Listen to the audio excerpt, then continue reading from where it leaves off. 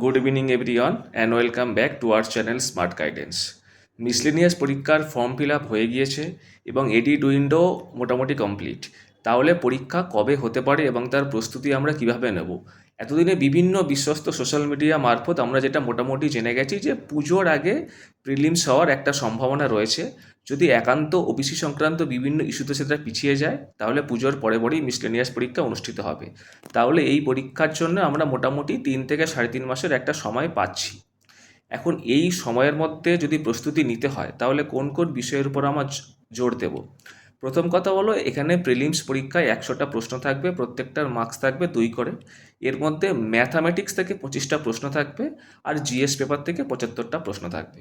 এখন ম্যাথামেটিক্সের কথা যদি আমি বলি তাহলে মূলত অ্যারিথমেটিক যে পোর্শনটা এখানে আছে, এবং অ্যারিথমেটিক বললেই আমাদের যে চ্যাপ্টারগুলো দেখে যেতেই হবে সেগুলো হলো ratio and proportion, percentage, mixture and alligation, average, সঙ্গে হচ্ছে time and distance, time and work, profit and loss, simple and compound interest, partnership, এবং অবশ্যই এর সাথে নাম্বার সিস্টেম। অনেকে অ্যারিথমেটিকের বাইরে ভাবে এটাকে, না, নাম্বার সিস্টেম কিন্তু ইম্পর্ট্যান্ট এবং এর থেকে কিন্তু প্রশ্ন বিগত বছরগুলোতে এসছে।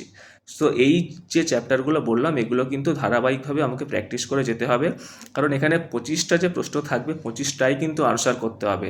গতবার কাট অফ নিশ্চয়ই মনে আছে কত গিয়েছিল, অনেকটাই হাই গিয়েছিল। তো ম্যাথামেটিক্সে 25-এর মধ্যে 25 যদি কেউ আনসার না করে আসে তাহলে সে কিন্তু পিছিয়ে পড়বে। আমরা এটাও দেখেছি যে আগেরবার মিসলেনিয়াস পরীক্ষার মেন্সে গিয়ে অনেকে জিএসের প্রচুর টপিক পড়ে গেছে, কিন্তু আলটিমেটলি যে 10টা ম্যাথ ছিল এবং 50 নম্বর ছিল সেখানে কিন্তু অনেকেই 8টা 9টা করে এসছে, অর্থাৎ একটা বা দুটো ম্যাথ তাদের ছেড়ে গিয়েছে। আর এটাই কিন্তু আলটিমেটলি ডিটারমাইনিং ফ্যাক্টর হয়ে যেতে পারে কে সিলেক্ট হবে এবং কে সিলেক্ট হবে না। সুতরাং ম্যাথকে একেবারেই নেগলেক্ট করা যাবে না, অত্যন্ত গুরুত্ব সহকারে প্র্যাকটিস করতে হবে। আর জিএস পেপারের কথায় যদি আসি, দেখবি যে জিএস পেপারের মধ্যে আমরা সবাই জানি যে আর্ট অ্যান্ড কালচারটা মিসলেনিয়াসের জন্য ইম্পর্টেন্ট, যেখানে বিভিন্ন ফোক ড্যান্স বা ক্লাসিক্যাল ড্যান্স কোন ইনস্ট্রুমেন্টকে বাজায়, তার সঙ্গে বিভিন্ন ইম্পর্টেন্ট ডেস, অর্গানাইজেশনের হেডকোয়ার্টার কোথায়, স্পোর্টস রিলেটেড যে টার্মিনোলজি, ট্রফি, এবং অবশ্যই হচ্ছে মিউজিক এবং মুভির উপর ওখানে গুরুত্ব দেওয়া হয়। বিভিন্ন অ্যাওয়ার্ড, অ্যাপয়েন্টমেন্ট, এগুলো থেকেও কিন্তু প্রশ্ন আসে। তো কালচারাল পার্টটা তো আমরা দেখে অবশ্যই যাব, এবং স্ট্র্যাটেজিকের গুরুত্বপূর্ণ যে পোর্শনগুলো বললাম।